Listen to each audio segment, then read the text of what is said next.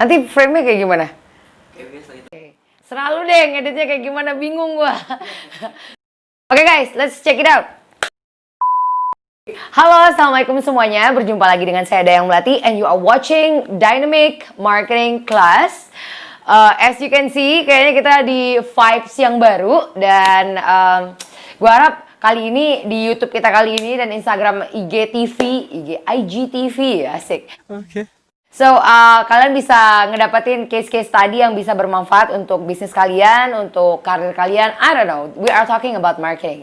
Terus, nah, kalian pernah dengar nggak sih tentang sebuah perusahaan penerbangan yang lumayan legendaris, yaitu AirAsia. Pasti kalian langsung ingat ini kan ya. Nah, banyak banget nih hal-hal menarik yang kita bisa bahas tentang perusahaan AirAsia ini. Pastinya kalau di Dynamic Marketing Class kita ngomongin tentang marketing, ya nggak sih? Nah, mereka punya banyak banget case study sampai berturut-turut udah menjadi pemenang untuk Excellent Award, entah apalah segala macam. Nah, mari kita cari tahu apa ya penyebabnya mereka bisa menjadi sebuah industri penerbangan yang sangat-sangat diminati dan perkembangannya pesat banget. Apa sih yang mereka lakukan? Simak di episode kali ini, kita akan membahas tentang strategi marketing AirAsia. Saya Dayang Melati, and this is Dynamic Class.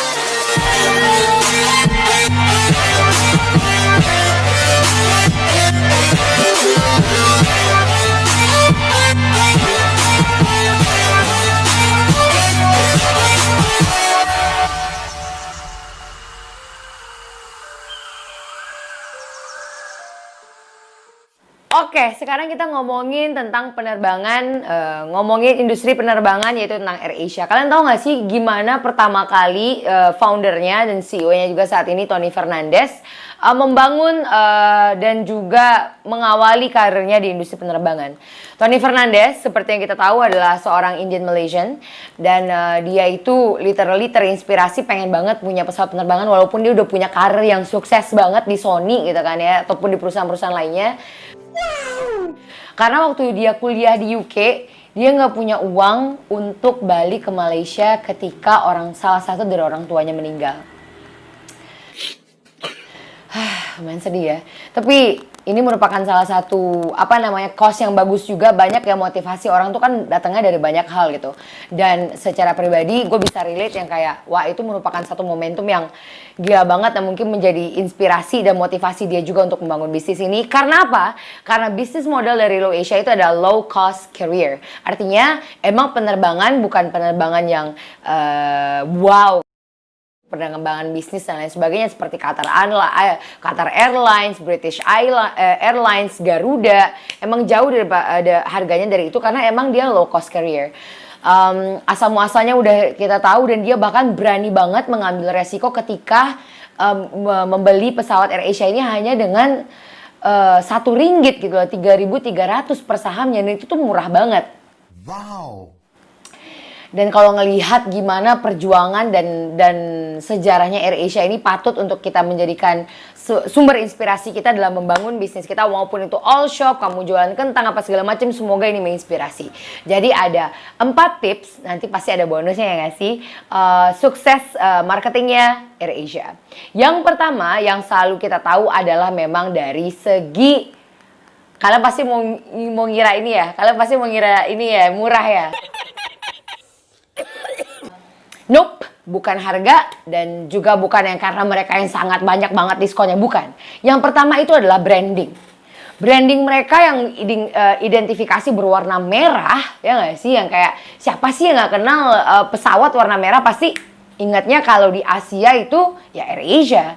Dan cara mereka menanamkan message mereka tentang low cost carrier atau pesawat yang low budget ya istilahnya ya. Itu tuh udah sangat bagus sekali. Dengan tagline-nya apa? Everyone can fly. Ya nggak sih? Jadi mereka nggak ngomong, oh cheap people, kalau lu pengen pesawat murahan lu ke gue, enggak.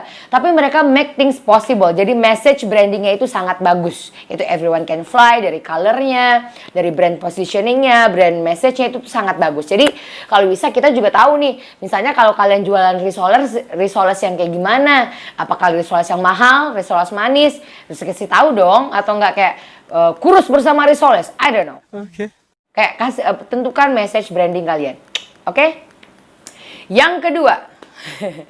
Yang kedua ini mungkin sangat unik ya kalau menurut aku, dan mungkin juga jarang banget dipakai oleh orang-orang yang nggak intensitas berliburnya tinggi.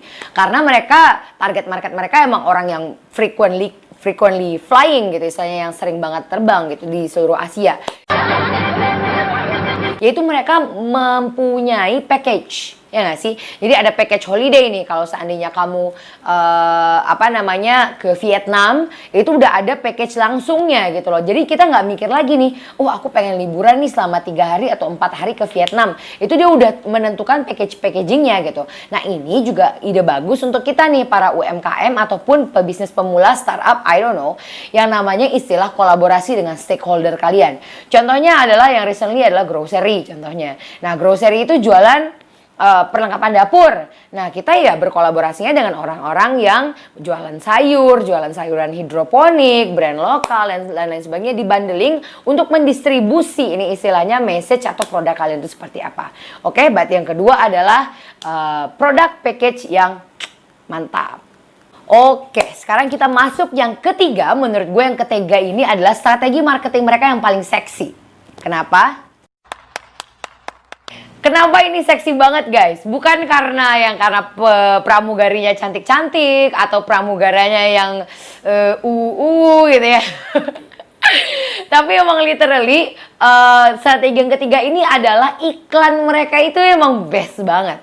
Lo tau gak sih artis Hollywood, singer Hollywood ya, maksudnya yang sangat artis terkenal seluruh dunia yang pernah menjadi brand ambassador di penerbangan Asia tuh ya cuman si AirAsia ini, setahu aku ya, correct me if I'm wrong, comment down below ya guys.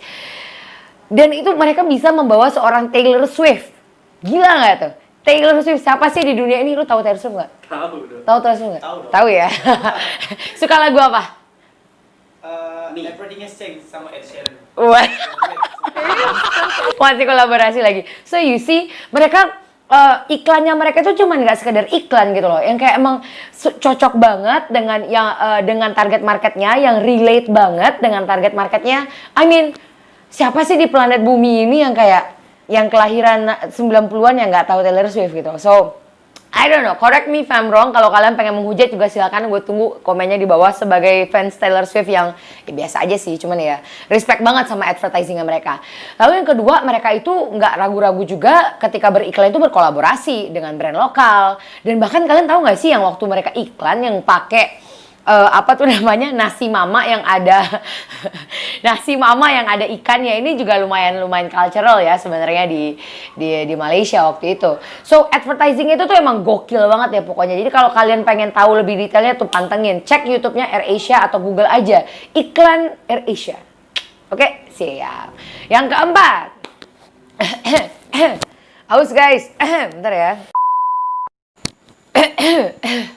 Kayaknya udah poin nomor 4 butuh asupan gizi ya guys ya. Kopi dong, kopi.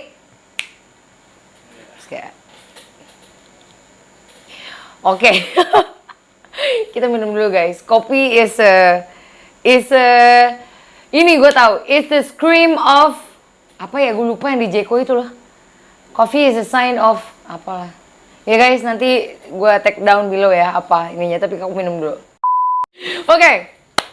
Poin yang keempat adalah poin yang menurut aku mungkin udah teman-teman lakukan, cuman perlu ditingkatkan dengan bekerja sama dengan Dynamic Indonesia, yaitu menggunakan funnel social media utilization, yang mana mereka nggak cuma bersosial media, tapi mereka mencoba menggunakan internet sebagai sarana untuk direct to customer selling, ya nggak sih?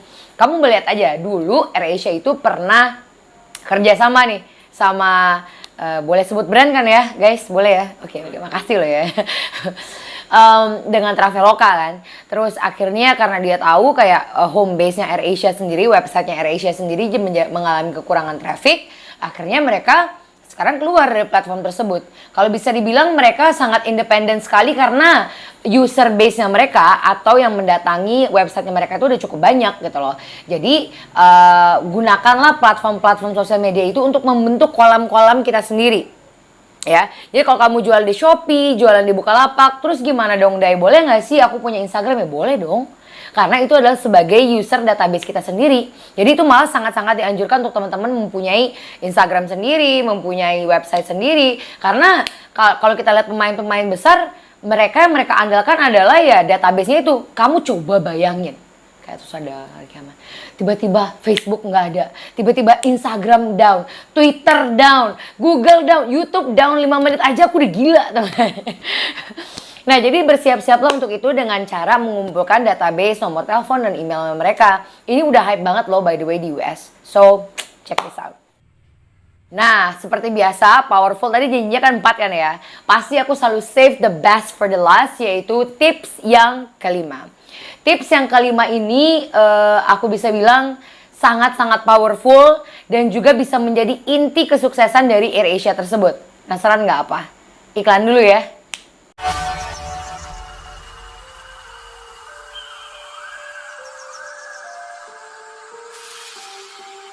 Yang kelima itu adalah culture dari AirAsia / service. Kita tahu pelopor culture yang easy going, yang santuy, yang asik banget itu di bagian penerbangan adalah AirAsia. Kalian bisa lihat pramugarinya atau pramugaranya ya pakai kaos aja sometimes gitu.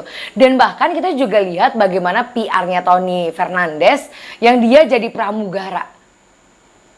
Yang ini nih. Terus yang dia kolaborasi sama Richard Branson yang ini nih. Keren banget kan? Karena mereka itu mencoba sebenarnya objektifnya mereka dari culture dan juga service-nya mereka itu adalah mencoba untuk relate. Mencoba untuk nyambung gitu loh dengan si customer-nya. Karena kalau kita bilang apakah AirAsia itu sukses dengan harganya yang murah, nggak juga.